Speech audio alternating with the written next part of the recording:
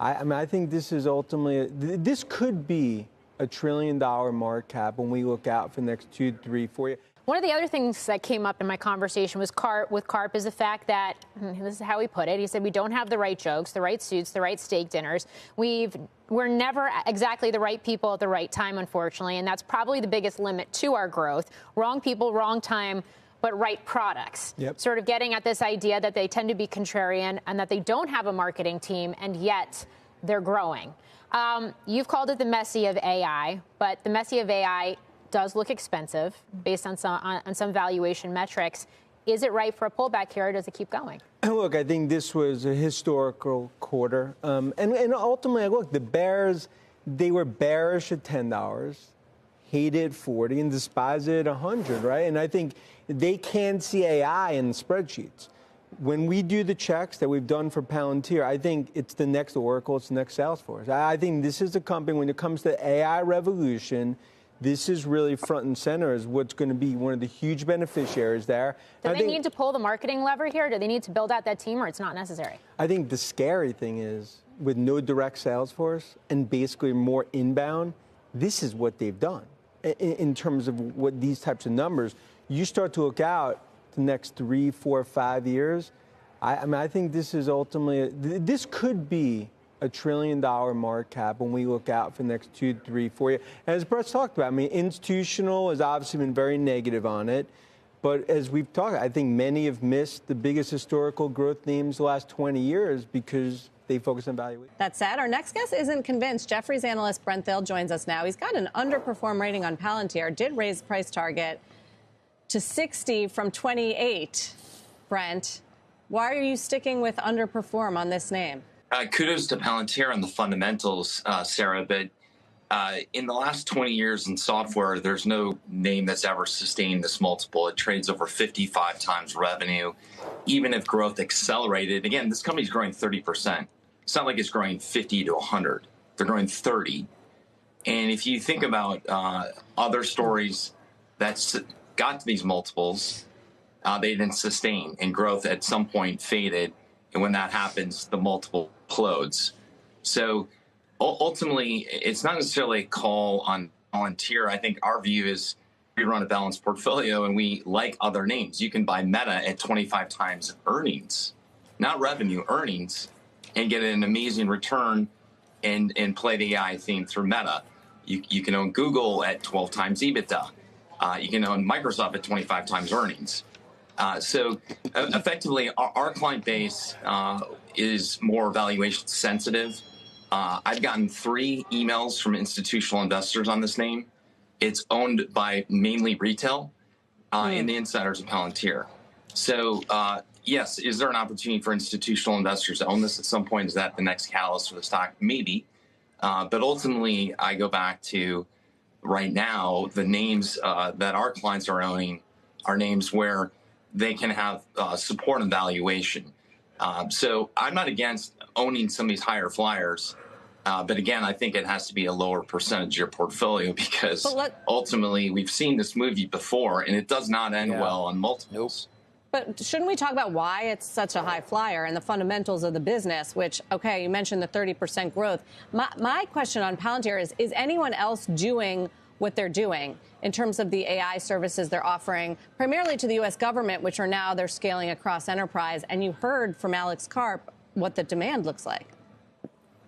Yeah, I mean, look, they have a unique solution from the application to the infrastructure. It is no doubt a unique story in that sense. The question is, again, how broad is this? And again, there's a lot of vendors that have AI solutions and AI infrastructure. So there's other ways to play this AI theme. It's not just Palantir. You can't listen to him and say, oh, he's the only game in town. That's not true. There's a lot of other games in town. So if you look at AI infrastructure, right, you've got Amazon, Microsoft, Snowflake. There's a number of assets you can own. Yes, if you wanted to complete a Palantir-like solution, you'd effectively have to take multiple solutions and stitch them together.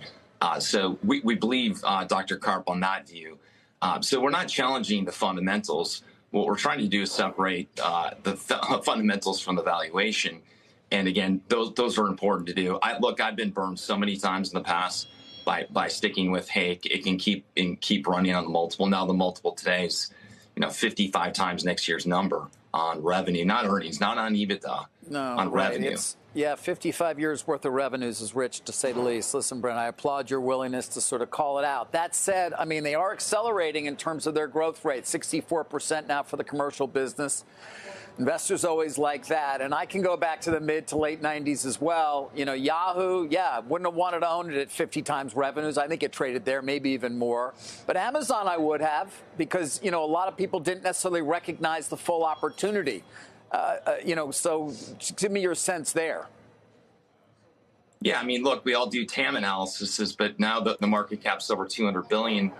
You look at a company like CrowdStrike, where half of their it's got less than half the market cap, is growing mid-20s to 30% and has good margins, and you don't have to pay. You can pay a fraction of the multiple. So I guess my point is, it's okay to own a piece of this, but my point is, we think there's higher conviction stories where I sleep at night not worrying about where the multiple is at. And ultimately, everyone's painting this big TAM picture. Look, if we did this across the rest of software and anyone in AI, we'd have multiples that are unsustainable for the industry. And so, again, I think we saw Snowflake get to 50 times revenue. We saw Datadog get to these multiples. And those multiples ultimately corrected. They went from 50 to less than 10. And so, again, I think that growth isn't going to slow in the short term. But again, I think investors are acting like this is a company that's growing 50% on the top line. They're growing 30, and they guided to 30. And maybe they can accelerate that growth this year. And so we're not disputing, again, the fundamentals. It's just the valuation is beyond anything we've seen. And it's basically 2 to 3 times more expensive than the next single expensive stock in software. So there's another cohort of companies like Samsara, Snowflake. You go through the list. There's a lot of great companies where investors can make good returns, where you're not exposing yourself to that level of multiple. Right. And again, I go back to David, the institutional investor community. They're not involved. Yep. They're not. And effectively, this is a retail. This has been fueled by a lot of the retail side of the house, and you can hear. This company doesn't really talk to investors. They don't go to conferences.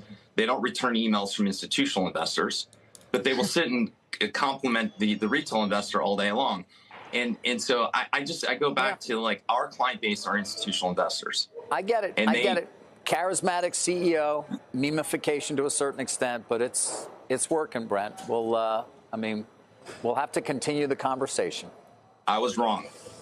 He also really doesn't like short sellers and has called them drug addicts, the other class of shareholders. Yeah. Well, thank you, Brent. 2025 could be the year where you see this application layer actually take effect and you see corporate America begin to realize the benefits of the investments they've made on AI. Palantir seems to be very far ahead based on the earnings we just got. Does this change your thesis? Look, they've had great fundamentals. I think this is a question of valuation. And again, you'd have to grow 5 years in a row at 50% and the stock would still trade at 15 times revenue. So it's not that we're arguing the fundamentals. Kudos to them and great call by Dan on the stock. Our view is more about liking other names.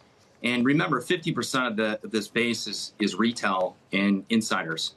There's no other software company like this. It's the lowest asked about question of any institutional investor because barely any institutional investors own it. And so I go back to, we've all seen what happened to Snowflake at 50 times revenue. We've all seen what happened to Datadog and others. And maybe Palantir is different. Kudos to them. And I agree with you. It's getting to the application layer and they're in a great spot. So I'm not sitting here attacking the fundamentals. The fundamentals are great.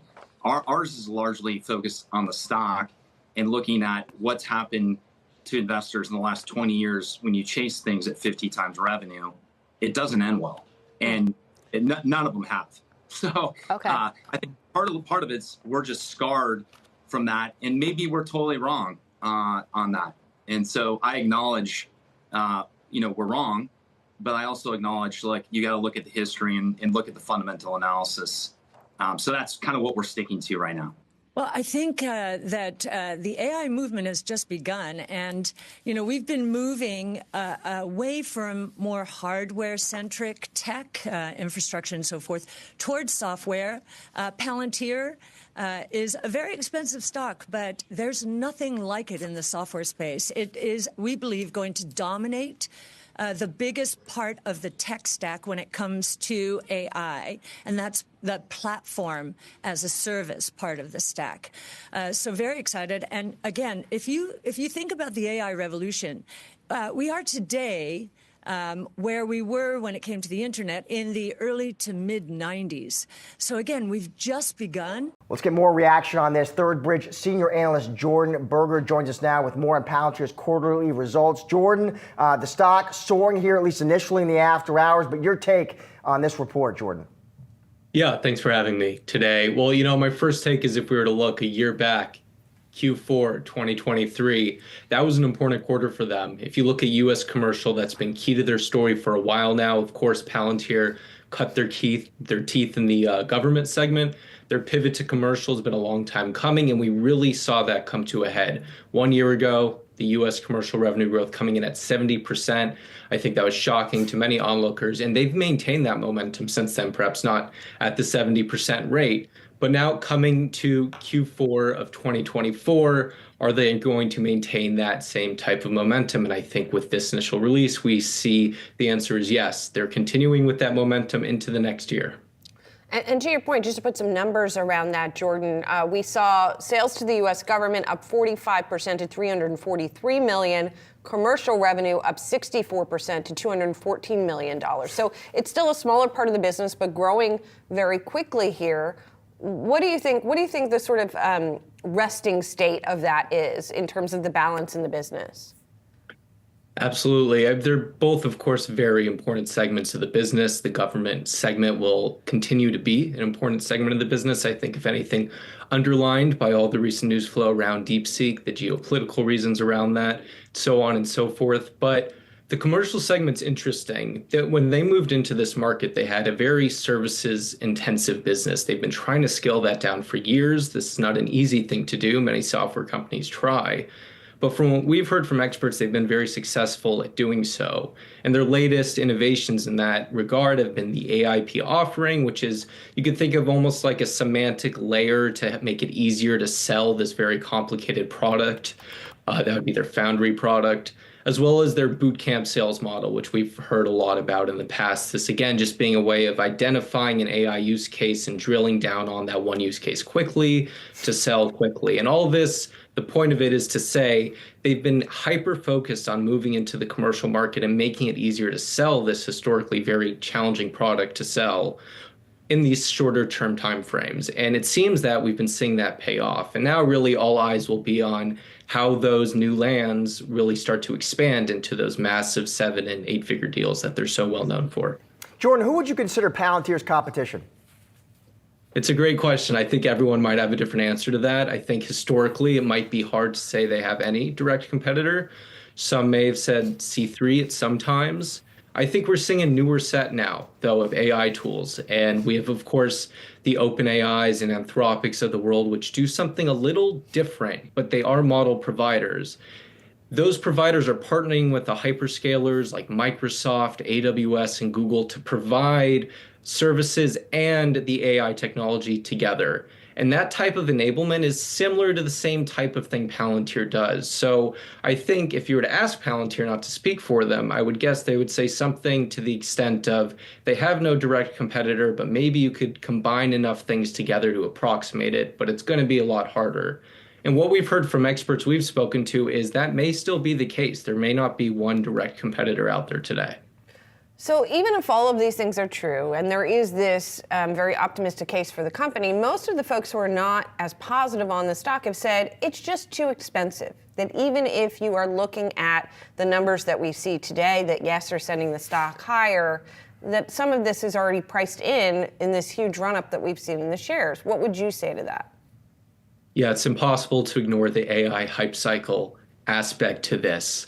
And certainly Palantir's been front and center of that hype cycle now. To the extent to which that's been overvalued is not something I could comment on. Here at Third Bridge, we try to compile as many expert insights as possible, but we don't actually make takes on the valuation. So while I couldn't comment on that, I would agree, of course, there is a huge hype cycle around that.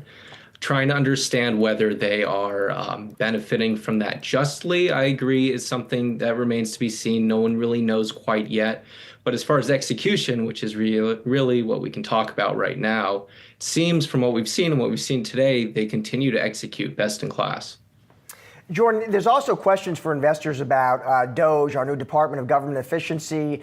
I think investors have questions about whether that could actually result in cuts to U.S. military spending, what that would mean for different names, different defense contractors, maybe what that would mean for Palantir. I did ask CEO Alex Karp about that. He said, listen, bottom line, there's going to be new ways of doing business here in America.